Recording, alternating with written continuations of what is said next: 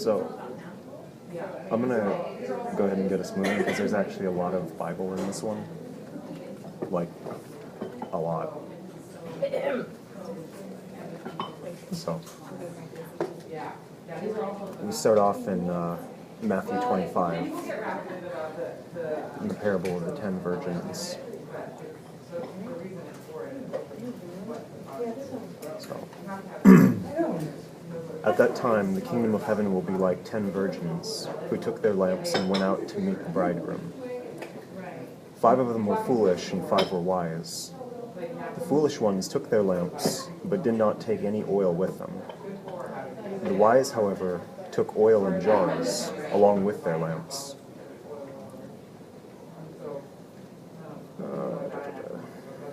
The bridegroom was long in coming, and they all became drowsy and fell asleep. At midnight the cry rang out, "Here's the bridegroom, come out to meet him." Then all the virgins woke up and trimmed their lamps. The foolish one said to the wise, "Give us some of your oil. Our lamps are going out." "No," they replied. "There may not be enough for both us and you. Instead, go to those who sell oil and buy some for yourselves." But while they were on their way to buy the oil, the bridegroom arrived. The virgins who were ready went in with him to the wedding banquet, and the door was shut. Later the others also came. "Sir, sir," they said, "open the door for us." But he replied, "I tell you the truth, I don't know you. Therefore keep watch, because you do not know the day or the hour."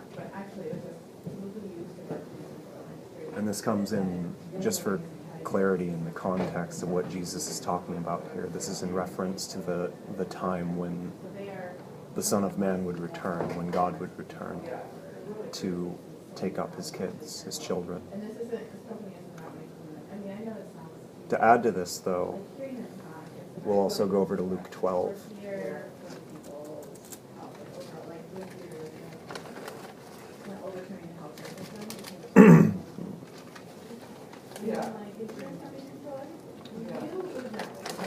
Verses 35 through 40. Similarly, it says, "Be dressed, ready for service, and keep your lamps burning, like men waiting for their master to return from a wedding banquet, so that when he comes and knocks, they can immediately open the door for him. It will be good for those servants whose master finds them watching when he comes. I tell you the truth. He will dress himself to serve, will have them recline at the table, and will come and wait on them. It will be good for those servants whose master finds them ready, even if he comes in the second or third watch of the night. But understand this, if the owner of the house had known at what hour the thief was coming, he would not have let his house be broken into. You also must be ready, because the Son of Man will come at an hour when you do not expect him."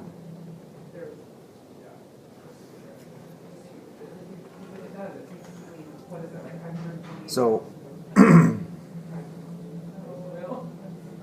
part of looking at these two passages is the part of us choosing and being faithful to God in our wait for him. Kind of the long vigil that we face. And in the context of what we've been talking about relationships, but also about love in particular. There's this place of this where it comes down to God and his love for us. And I'll delve into that a little bit further in a bit to clarify, but there is this very real place of God and his view of us in the process of this. But see, there's also a place where it is reactive to the faithful,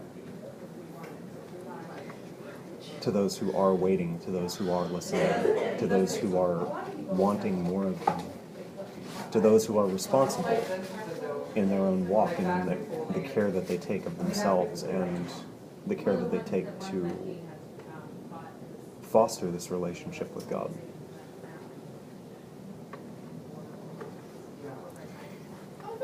And see, the thing of it is that although God loves everybody, there's a reality that he can't have a relationship with those who will not have a relationship with him. If people, even in church, one thing that we see very often is that there are lots of people that fill the pews, but there aren't a lot of people that know anything about God. They don't know him. They don't care to know him. They're busy with other things. The parable of the 10 virgins ends up establishing this point about, specifically, about the 5 unwise virgins who go up, who run out of oil. They don't think past a certain point. They assume that it's going to be a short wait. They think that that the bridegroom in the story is just going to show up at a time that's convenient. And that's not really true. That's not something that we face down. There's nothing convenient about waiting for God to show up. He shows up when he shows up. And that holds true for so many circumstances in our lives, and specifically in the places that we find ourselves waiting on him.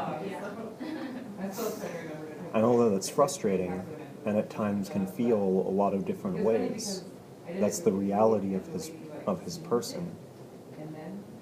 He's not beholden to us in any way, shape, or form. We don't deserve his presence. Our good deeds don't make him come closer. Our good hearts, our good whatever, that doesn't force God into anything. If he shows up, it's because he chooses to. It's when it's time. And oftentimes he has a timing on things that stands in opposition to what we would prefer. Oftentimes, for example, when somebody has an issue with entitlement, they expect that because they've been good, God's supposed to show up for them.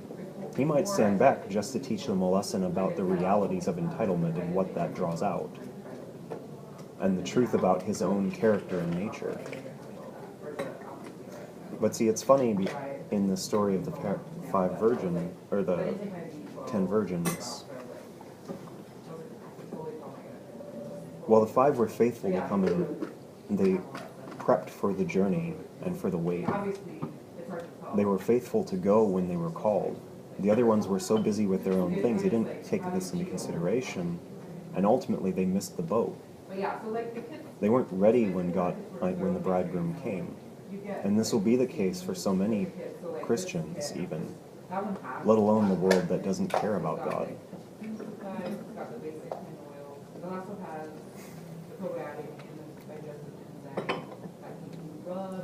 Even in the church, there are, as I was saying, there were so many people that are so busy with other things. They sidetrack themselves. They prefer to focus on things that aren't God. They don't foster a relationship, which is an important point, because at the end of that parable, the bridegroom makes that point about how I don't know you.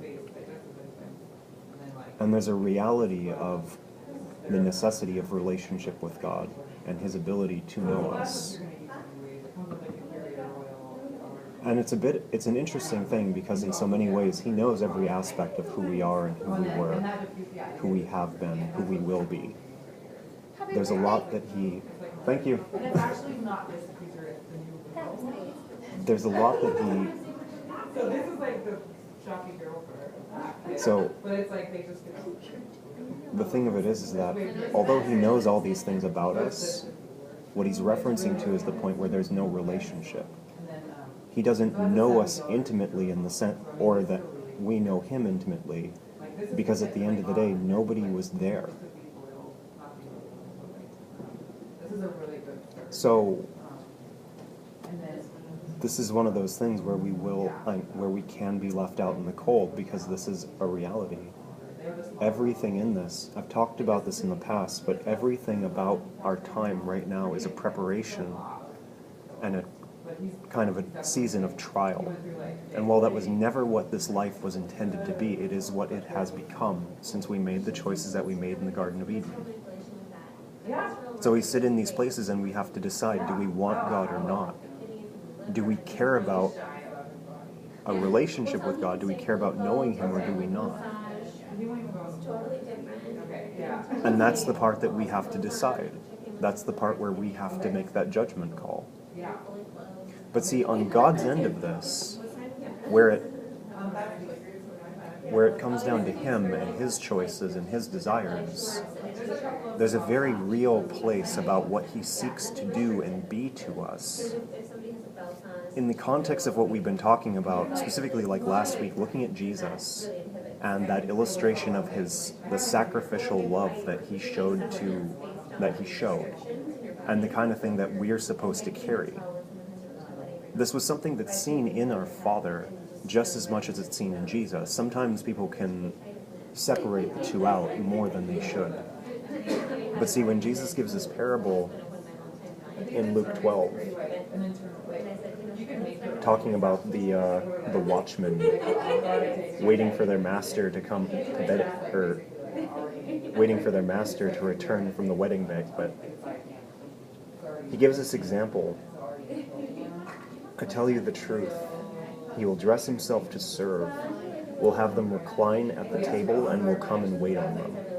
It will be good for those servants whose master finds them ready, even if he comes in the second or third watch of the night. The point being is that God's nature is one that he seeks to take care of us. It's easy to take a passage like this and blow it up into something obscure and say that God's heart is to serve. But serve has an interesting ring to it, and it's a lot of different places that people can take that. The baseline to remove any kind of stigmas about that word is that God seeks to take care of us. Our Father seeks to be a father to us, to be known, to be there, to be something more than just a story or a figure that we look to. Throughout the course of the Bible, there's such an issue that God has over and over and over again, as the people of Israel chose idols over him. Over and over and over again, they did this. And the biggest problem was, is you read things in the books of the prophets about God being jealous and him being angry. I'll ask you each of the question, if you think of somebody that you have loved in your life,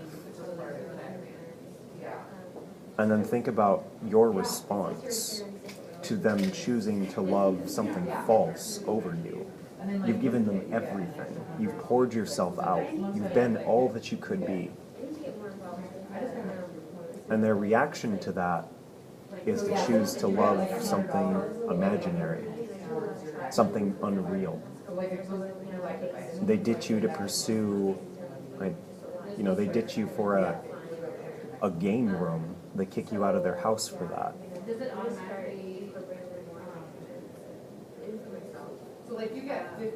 They choose another person over you, somebody that doesn't even love them or care about them, just some stupid one-night stand type of thing. And they're willing to betray you for that. Just because they felt bad, or just because they wanted something different, or just because they decided in some facile way that you weren't good enough.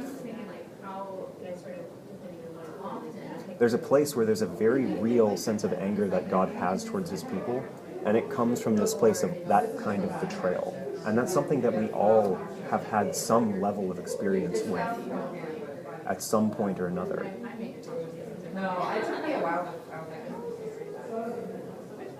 And yes, there is a reality that not everybody's going to make it to heaven.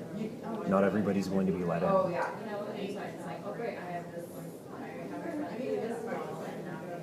And where that hurts to consider,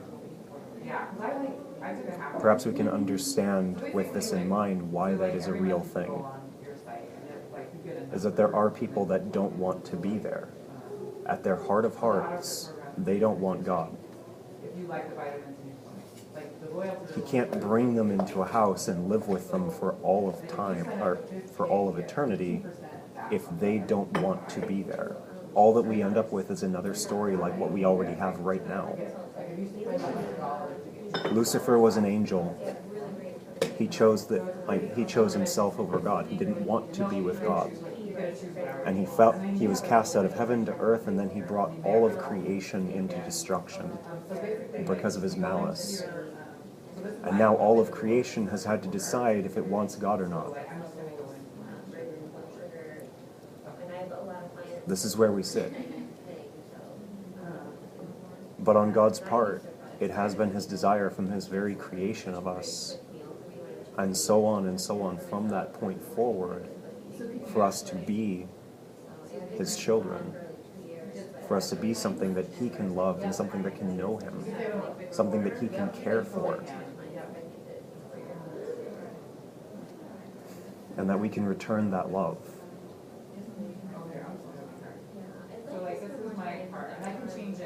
One of the things that I think we fail to understand so often is that God's honor for us is more than we really come to understand. And we see this in the scriptures throughout in a lot of different ways. The biggest example, of course, is Jesus and his sacrifice for us.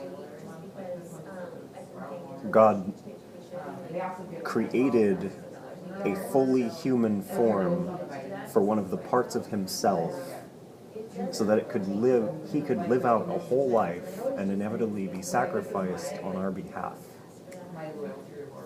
His intentions being to bring us into a new covenant, a new relationship with him, one that had depth and reality, one that wasn't about rules, but was about our faith and about our righteousness. In many ways, he made it so that it would almost be, in a sense, easier for us to make it. He took it upon himself to take burdens that weren't his, burdens that we chose to carry and maintain, upon his own shoulders, and then to kill them. And this is something that he did once and for all, and it covers everything from that point. There's a reality about repenting of our sins to God and asking for forgiveness, and but repenting, just to clarify, turning away from our sins, asking for forgiveness, turning away from these things, giving them up entirely, and letting those parts of our person that maintains them die, instead of justifying it and continuing it forward. These are the things on our part. But he made it that way, as opposed to having to do some elaborate blood sacrifice or, burn crops or anything like that in order to appease him. It was always about this. It's now about this one thing, that change in the heart, that desire to be something, to have something more with him.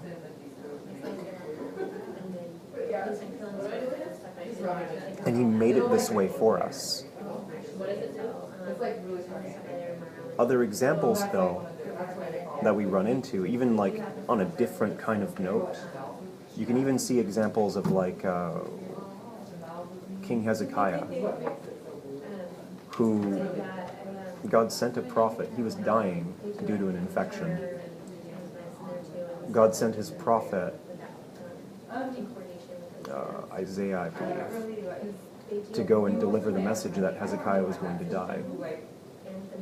Hezekiah asked for more time. God gave him more time. He turned his prophet around on his heels and told him to go back and deliver a new message. Even Moses, who we'll discuss a little bit more here later, there was a point where God was going to wipe out the Israelites. He was so angry at them. When Moses went up on the onto, I believe it was Mount Zion, to receive the 10 Commandments, and as soon as he was gone like a week. That's probably the right one. Anyway, Sinai. He was gone for a week. And in that time, that little amount of time, the Israelites decided that Moses had abandoned them, God had abandoned them, and now they were going to make a golden calf and start worshiping that. So they immediately made up a new god and decided to honor that instead.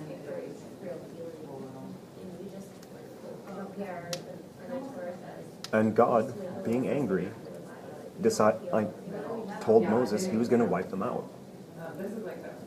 Moses petitioned on their behalf, and God honored that petition to preserve his people. There are places where God honors us more, so very much more. Even when Paul talks about what God's intentions are for us, he talks about how we will judge angels when we're reborn, when we have our new bodies, when we are in heaven. We'll be above the angels judging them. That's a place of honor that we probably don't quite deserve in a lot of ways, but God feels that we do. That's something that he's ordained. That's something that he's put into practice, something that he's decided is supposed to be a thing. Even Jesus, when he does all of his miracles, he talks about how everything that he's done has been through the Father, and everything that he's done will be done by his servants. He invites every single one of the apostles, one of the disciples, I should say, to do the exact same things. He calls them to do the same miracles. He calls them to be the same people. His honor for us, his appreciation for us, his care for us is so much more than just an occasional prayer or a Bible reading. He wants relationships with us where he can show us so much more of who we are and who he is. Where we can be loved and he can be loved, and it can be the kind of thing where we're able to grow together in ways that we could not have without him. Even to this point, going to Revelations 3:21, or rather 3:19, I think is where I'm going.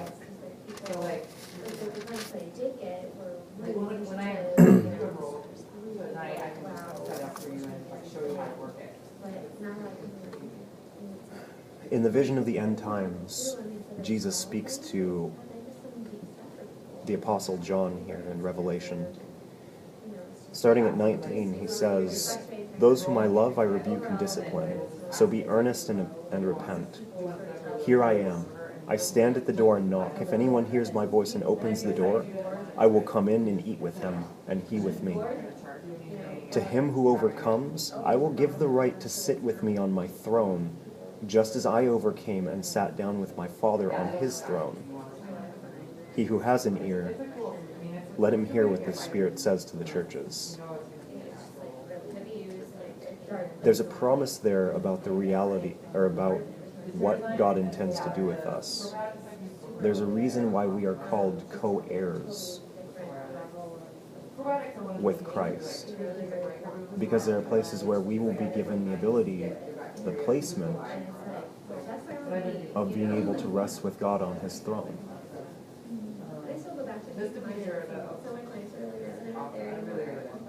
And that's something that Jesus has ordained for us. We're given high honor and high position. This is what he seeks for us. And I get that that's not always something that matters to us. But that's what he wants to do. That's what he wants to bestow. Because regardless of whether we care or not, he thinks that we deserve the very, very, very best. He thinks that we deserve the best care, the most health, the most love, the most honor. This isn't something that we've warranted in any way other than just existing. And as such, he chose to make this real for us.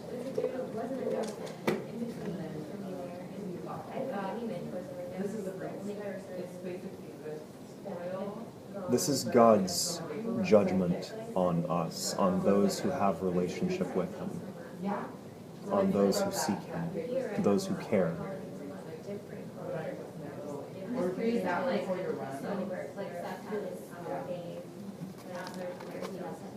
Oh. Oh, yeah.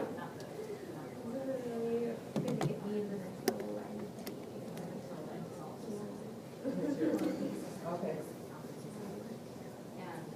There are a couple of final passages here, and this one's going to be a little rough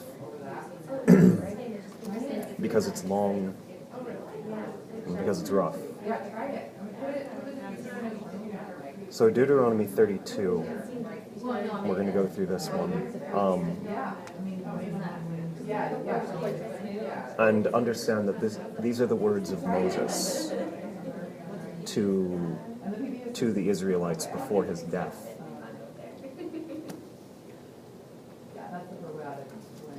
And he goes, "Listen, O heavens, and I will speak. Hear, O earth, the words of my mouth. Let my teaching fall like rain and my words descend like dew, like showers on new grass, like abundant rain on tender plants. I will proclaim the name of the Lord. O praise the greatness of our God. He is the rock, his works are perfect, and all his ways are just, a faithful God who does no wrong, upright and just is he.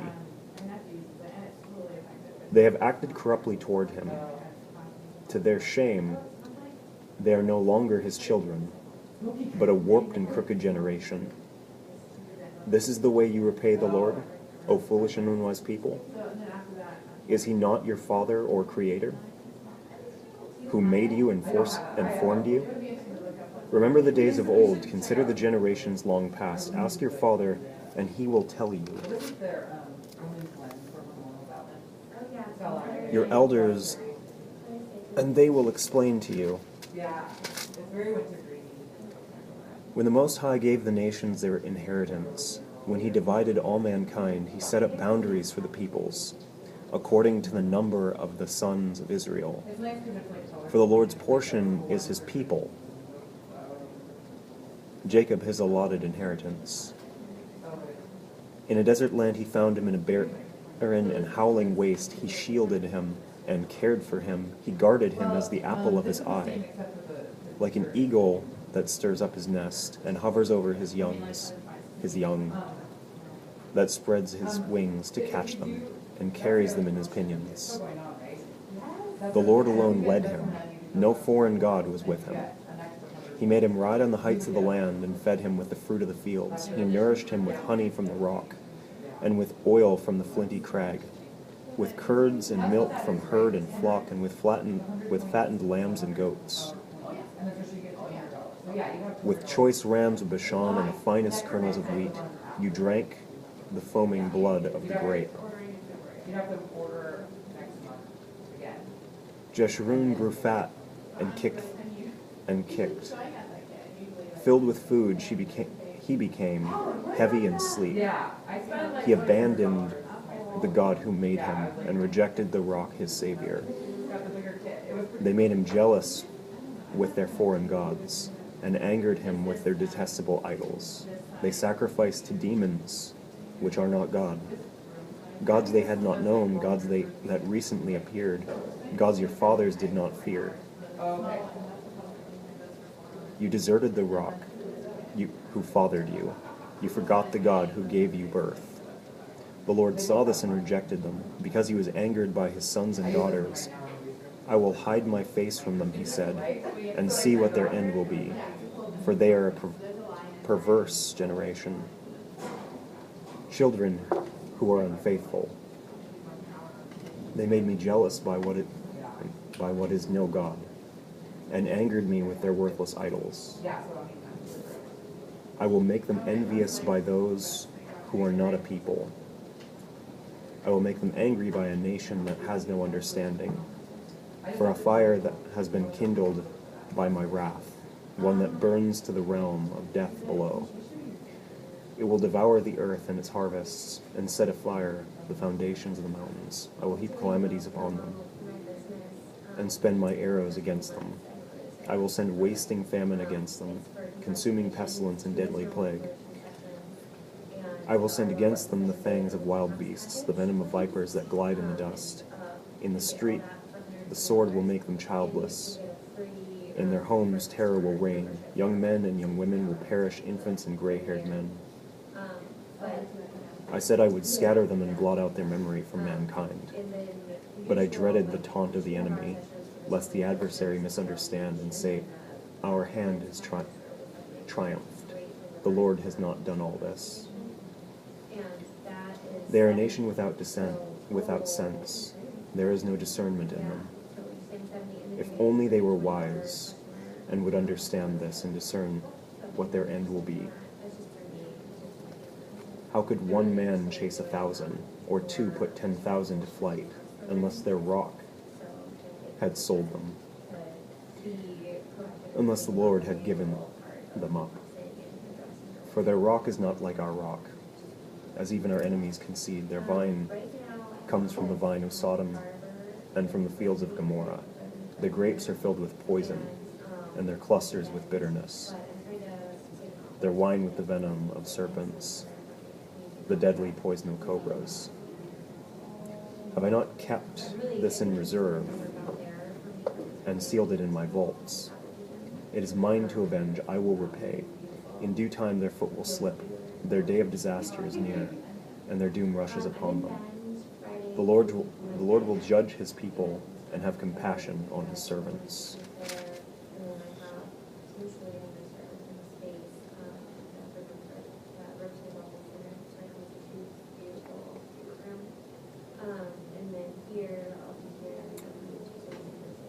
And we'll end there.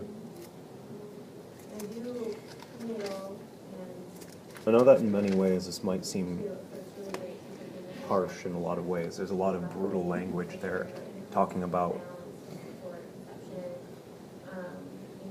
what will come. But the reason why Moses delivers this, what he says here, comes from the chapter before it. When he meets with God, it's in Deuteronomy 31, starting at 15. Then the Lord appeared at the tent in a pillar of cloud, and the cloud stood over the entrance of the tent. And the Lord said to Moses, "You are going to rest with your fathers, and these people will soon prostitute themselves to the foreign gods of the land they are entering. They will forsake me and break the covenant I made with them. On that day I will become angry with them and forsake them. I will hide my face from them, and they will be destroyed. Many disasters and difficulties will come upon them, and on that day they will ask, 'Have not these disasters come upon us because our God is not with us?'" The thing of it is that the Song of Moses ultimately is a petition and a reminder to the people of Israel about not only who God was to them when they were in the desert, how he took care of them, walked with them, he led them through the desert, but also the fact that what comes with leading yourself away from God. And the thing of it was that we know the story of Israel being exactly what God shared with Moses. Moses died, and Joshua took over, and he led the people of Israel into this new land, into the land that became Israel. And when they went there, they almost immediately turned their backs on God. The moment, every opportunity that they had, they did. And then they would repent when things got difficult, and God would forgive them and accept them and give them another chance, and then they would return to their old ways. They'd go betray him again. It's this cycle that lasted for hundreds of years, as the Israelites would run away from God, and he would forgive them. But see, the thing of it is, and the important thing in all of this, is to know that, or to take away, is that whatever it was, whatever they were doing, he knew about it at the very beginning. He knew that they would from the outset, and still chose to walk with them and be with them throughout the course of this. He chose to forgive them again and again and again. Because at the end of the day, what God sought most and continues to seek most with us is that relationship, is that place where we can be with him and he can be with us. For him, the opportunity to be with his people was more important than his judgment, more important than his anger, and certainly more important than his wrath. He cared more about them than he cared about his anger, or even his place of being justified to be angry. And this is something that continues to remain true. Because see, where a lot of us end up falling into is that there are a lot of us that fall into places of believing ourselves as not deserving, as not being anything to God. There's this kind of weird overarching theology that a lot of people carry, the depraved wretch kind of mentality that says, you know, we don't get to have those things, we don't get to be anything to God. All that we can hope to be is a good enough servant to make it to heaven. And God doesn't seek that. In everything that he did, everything that he has done, he has always sought to have us be honored servants, to be honored children, to be people that he can look to and enjoy, the people that he can take pleasure in seeing and knowing.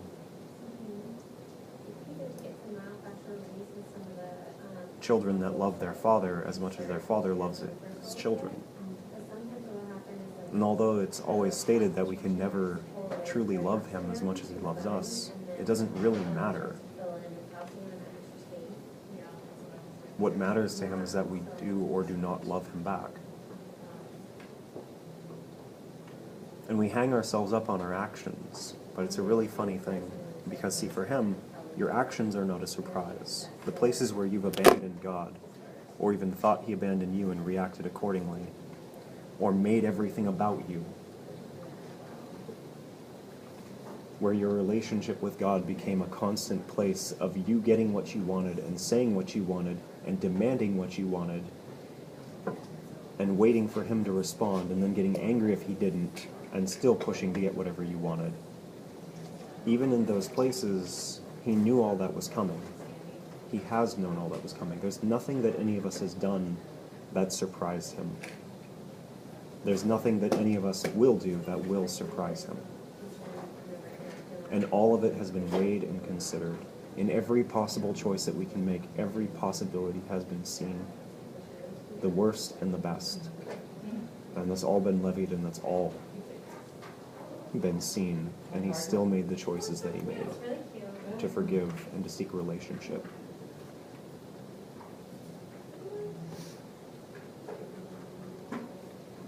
And to forgive in those places so that he can see that be fostered into something more. He did it with Israel over and over and over again, and their crimes against him were far greater than anything that any of us has done. I personally have not sacrificed a baby for a trade agreement. That has never been a thing. That, however, was something that the Israelites did. I've never ritualistically cut my genitals apart so that my blood could be sacrificed to some god in order to garner some favor with them. Just saying. Still young. The point is that they went to some really dark places, and it was a very dark world at that time. And we oftentimes find ourselves judging ourselves monsters. You don't know. Like, we don't have a significant understanding of what the world was like at that time. We don't have a strong understanding of that because it was very different. Culture at that time was very different. Barbarism in different ways could be seen as an everyday thing.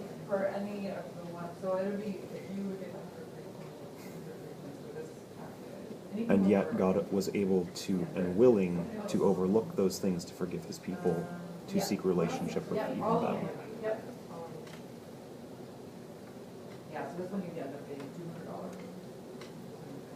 So,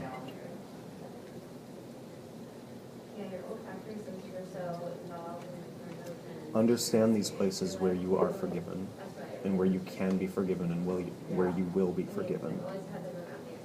Always ask for forgiveness, always seek repentance.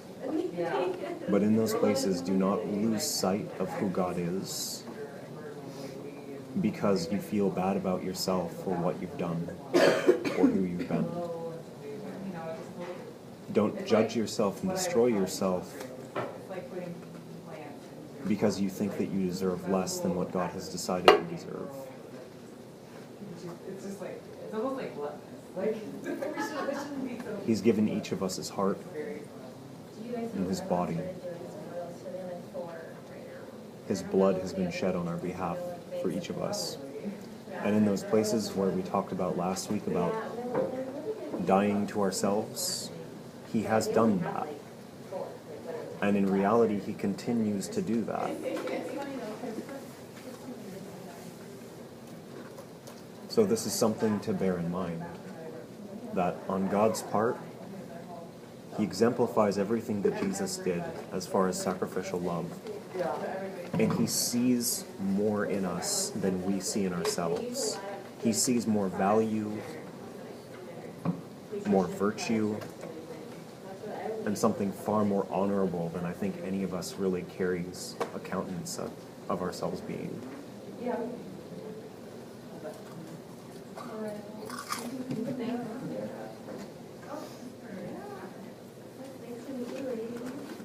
So. I'm gonna go off with the baby.